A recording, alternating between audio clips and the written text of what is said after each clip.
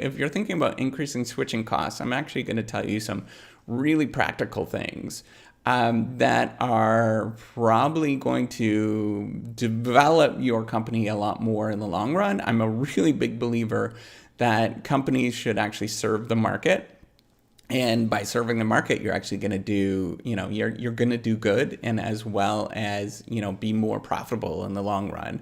I'm a huge believer in that. So, how can you actually increase the switching costs? The first one is really intuitive, but a lot of people don't do this, is you just ask your customers, or you see what your customers are doing on your particular product and make it more customized and better for them, and make it really focused on what they are doing. So you're trying to solve their problems as much as possible. The more that you can actually solve their problems, the less likely that those customers are actually going to switch to something else, right? You are actually addressing all their needs. And what you're looking for is these particular problems and providing solutions as much as you possibly can for these problems. Now, you could do this personally as the company. You can, or as you're the producer of this particular product. You can try to solve all of these problems as much as you possibly can. But then you can also create sort of systems such that people might be trying to.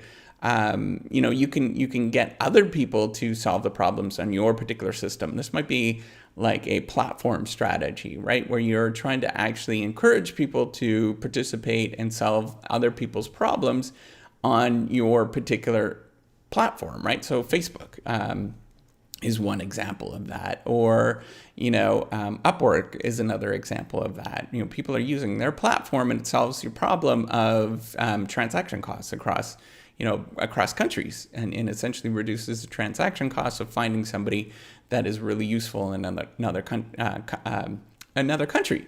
The other thing you can do is actually invest in the customer yourself, right? So you're not actually investing in the technology, but you're investing in the customer. So you're trying to actually improve the relationship between you and the customer by actually investing in them and helping them out as much as you possibly can.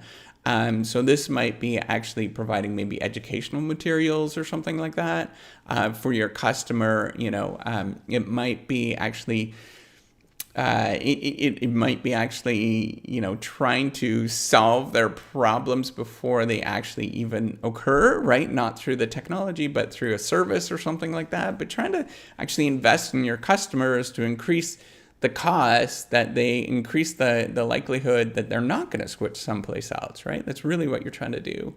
A third thing that's really important that a lot of people don't think about is try to be as predictable, or don't be unpredictable for your customers, right? So if you are providing a product or service and things are really unreliable, every time that you are unreliable in some sort of way, or that there's moments of unreliability, that reduces the trust that your customers actually have in your product or service, and increases the likelihood they're going to switch to something else.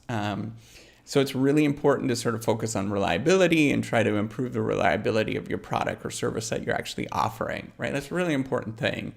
Now, if you're starting out, you could just be open and honest and say that this product it's improving. And that's the thing with reciprocity right now. If you check it out, the E is with a 3, reciprocity.com.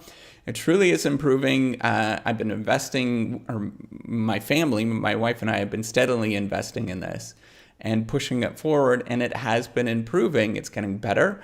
It's still a work in progress, but it is getting better, and it's hopefully serving more people. So, and the other thing to think about is look for products and services that you can offer that actually have increasing returns to scale.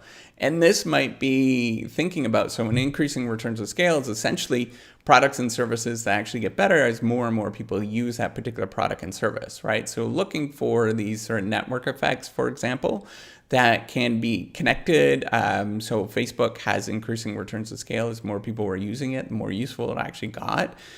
Because you can find more people. Other things, like maybe it is like telephones, for example. There's lots of different products and services that are out there that have these increasing returns to scale, and you just have to look for them. And that's going to what's going to happen is not necessarily the product or the thing that you're offering is going to increase the switching cost, but it is the fact that there are people on that system and they can get connected to other people or other systems, and that's going to increase the switching costs. It's the pull is not necessarily the technology, but it's more of who is using that and who's on that particular technology. And the last thing that I think is important, so this is the fifth thing that I think is really important that a lot of people forget. And, we don't talk about this nearly as much within technology strategy, but becoming a trusted advisor, I think it's becoming, in this day and age, I think it's becoming much more important given the amount of content that you actually have to produce to actually sort of start getting traction. So thinking about how you can actually be a trusted advisor and do things that other people and provide information that other people are going to enjoy, and it's not necessarily sort of relevant for the particular product that they're doing, but you are trying to be a provider of advice and trying to help people as much as you possibly can for the audience that you're trying to serve. So trying to focus on being a trusted advisor is really important. And trying to do that at scale is really important because that's going to increase the switching